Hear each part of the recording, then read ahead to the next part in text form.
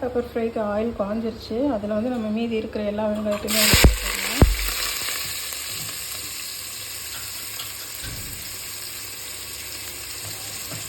சின்ன வெங்காயம் தான் நான் எதுக்குனாலும் சேர்ப்பேன். பெரிய வெங்காயம் தேவையான யூஸ் பண்ணுவேன்.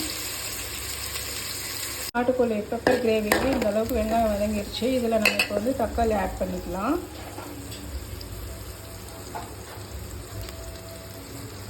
கட் பண்ணி வச்சுருக்க ஒரு 4 தக்காளி அதை ஆட் பண்ணிக்கலாம்.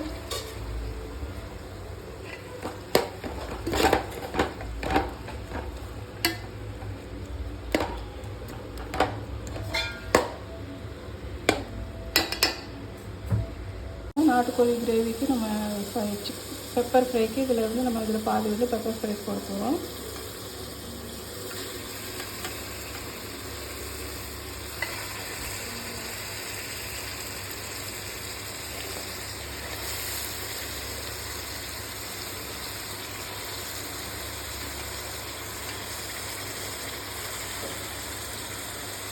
மசாலா எதுவுமே போடலை. உள்ளி தக்காளி வெங்காயத்தை மட்டும் போட்டு வதக்கிட்டு கொஞ்சம் சிக்கனாக அந்த தக்காளியெல்லாம் கொஞ்சம் ஒரு 1/4 மணி நேரம் வேகட்டும். இந்த மசாலா எண்ணெயிலேயே கொஞ்சம் நேரம் வேகட்டும். அதுக்கப்புறம் தான் நம்ம வந்து ஆட் பண்ணணும். கொஞ்சம் நேரம் ஒரு 1/4 மணி நேரம் வேகட்டும். லிக் போட்டு முடிச்சு அதனால் சிக்கன் இந்த அளவுக்கு வெந்திருக்கும் போது இதில் நம்ம இதுக்கு தேவையான பெப்பர் ஃப்ரை தேவையான உப்பு போட்டுக்கலாம்.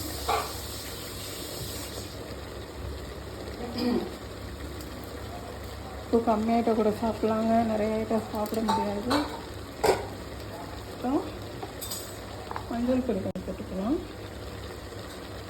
மஞ்சள் வந்து கிருமி நாசினி. ஸோ நீங்கள் வந்து கம்பல்சரி ஆட் பண்ணியும் ஆகணும். நல்லா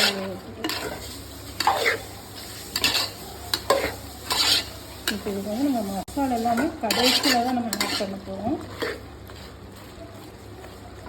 ஸோ இப்போ எல்லாமே பெப்பர் ஃப்ரைக்கு கொஞ்சம் நல்லா வதங்கிடுச்சு. ஸோ அதை வந்து நம்ம ஒரு டீஸ்பூன் மிளகாய் பொடி போடுறோம். காரம் வந்து நம்ம பெப்பர் பொடி போடுறதுனால கம்மி பண்ணிக்கலாம்.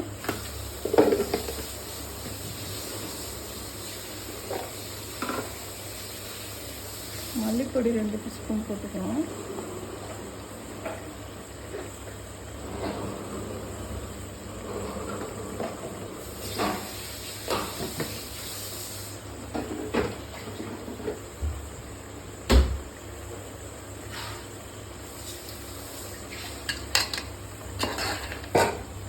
பாருங்க, இந்த அளவுக்கு நல்லா கிளறி விடுங்க.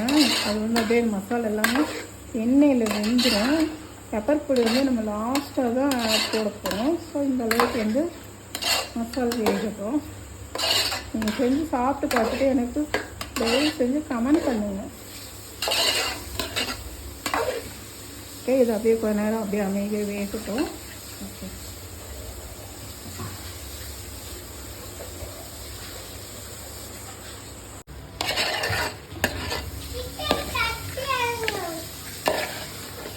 எவ்வளோ அழகாக இருக்குது பெப்பர் கிரேவி.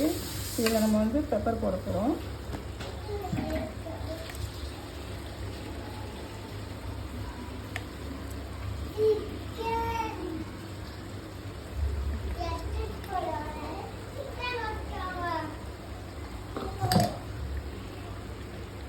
பாருங்கள், இது நாட்டுக்கோழி பெப்பர் ஃப்ரை எப்படி இருக்குன்னு பாருங்கள். செஞ்சு சாப்பிட்டு பார்த்துட்டு கமெண்ட் பண்ணுங்கள். இது வந்து நாட்டுக்கோழி குழம்பு, கெட்டி குழம்பு. இதுவும் செஞ்சு சாப்பிட்டு பார்த்துட்டு கமெண்ட் பண்ணுங்கள். தேங்க்யூ.